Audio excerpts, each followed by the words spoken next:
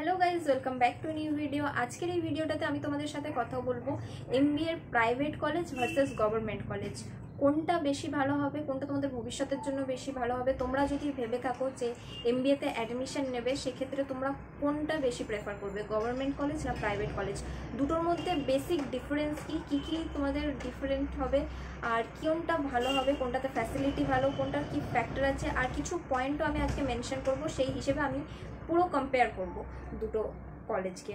কি আমি সেগুলোও বলে দিই। Fees, teacher, placement, facility, study, overall এই কটা পয়েন্টের উপর ভিত্তি করে আমি তোমাদেরকে একটা ডিটেল কম্প্যারিজন ভিডিও আজকে আমি এনেছি।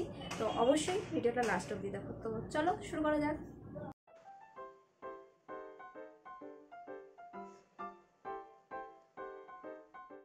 ফার্স্টেই হচ্ছে ফিজ।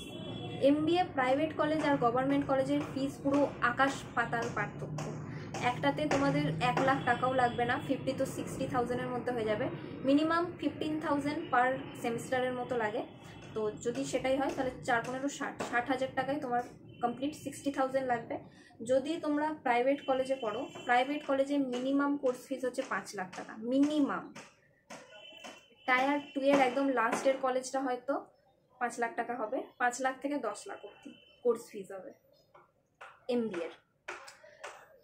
এরপর হচ্ছে টিচার্স দেখো আমি বলবো যে এমবিএ প্রাইভেট কলেজ হোক গভর্নমেন্ট কলেজ হোক, টিচার্স কিন্তু দুটোতেই অতটা পার্থক্য হয় না। তোমরা গভর্নমেন্ট কলেজের টিচারও দেখবে বেশ ভালো কোয়ালিফাইড পিএইচডি থাকে, তারপর মাস্টার্স করা থাকে। আর প্রাইভেট কলেজগুলোতেও দেখবে যদি ভালো প্রাইভেট কলেজগুলো হয় তাদের যে ফ্যাকাল্টিগুলো থাকে তাদেরকেও দেখবে তাদের ভালো এক্সপিরিয়েন্স থাকে, নেট কোয়ালিফাইড থাকে, পিএইচডি থাকে। কারণ এমবিএ কোর্স করানোর জন্য পিএইচডি কোয়ালিফিকেশন তো লাগবেই। তো এটা হচ্ছে টিচার্সদেরও অত পার্থক্য থাকে না। এরপর হচ্ছে প্লেসমেন্টেরও আকাশ পাতাল পার্থক্য থাকে, কারণ এটা আরওআই এর ব্যাপার আছে। সেটা হচ্ছে রিটার্ন অফ ইনভেস্টমেন্ট। এটা আমি তোমাদেরকে আগে একটা ভিডিওতে আলোচনা করেছিলাম যে রিটার্ন অফ ইনভেস্টমেন্ট মানে হচ্ছে তোমরা যে টাকাটা তোমরা ইনভেস্ট করছো, যত টাকা তোমরা দিচ্ছ, 6 লাখ টাকার কোর্স হলে 6 লাখ টাকা দিচ্ছ, তার পরিবর্তে তোমরা কত লাখ টাকা ফেরত পাচ্ছ, কত টাকার প্যাকেজ পাচ্ছ, সেটাই হচ্ছে আরওআই। তো প্রাইভেট কলেজের আরওআই বেশি ভালো হয়, কারণ প্রাইভেট কলেজে প্লেসমেন্ট হবেই। আর গভর্নমেন্ট কলেজে শুধু হচ্ছে তোমার কোর্সটার জন্য, শুধু কোর্সের জন্য 60,000। গভর্নমেন্ট কলেজে কিন্তু প্লেসমেন্টের কোনো ব্যাপার থাকে না। তোমরা যদি ভেবে থাকো যে তোমাদের যদি শুধু কোর্স করবে তাহলে সেক্ষেত্রে কিন্তু গভর্নমেন্ট কলেজ ভালো। তোমরা শুধু কোর্সটা করার জন্য ওখান থেকে করে নিতে পারো কম টাকাতে, তারপর তোমাদের নিজস্ব কানেকশান যদি থাকে, কানেকশান কাজে লাগিয়ে তোমরা একটা প্রাইভেট কোম্পানিতে জব পেয়ে গেলে, এটা একটা হতে পারে। বাট যদি তোমাদের কানেকশানও নেই আর এদিকে, তাহলে কিন্তু হবে না।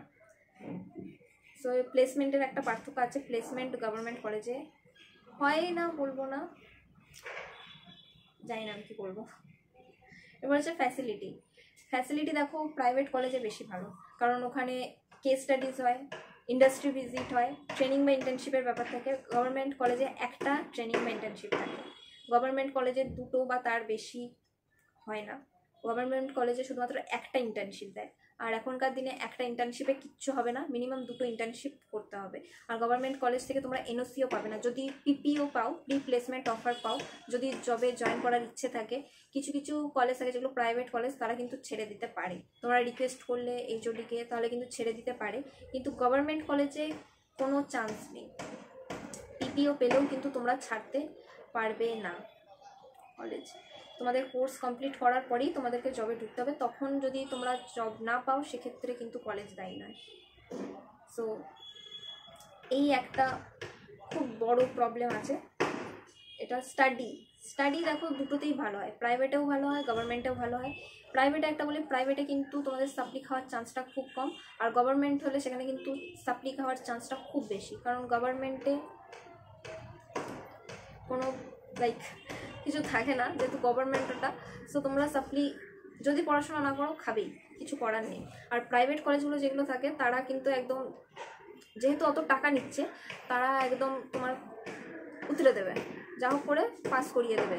যদি সেটা স্টেট গভর্নমেন্ট ইউনিভার্সিটিতে রেকগনাইজডও হয়, তাহলে কিন্তু তোমাদের খুব খারাপ হলে তবেই কিন্তু তোমরা ফেল করবে। তাছাড়া কিন্তু তোমাদের গভর্নমেন্ট কলেজে ফেল করার চান্স বেশি, প্রাইভেট কলেজে ফেল করার চান্স খুব কম, সাপ্লি খাওয়ার চান্স খুব কম।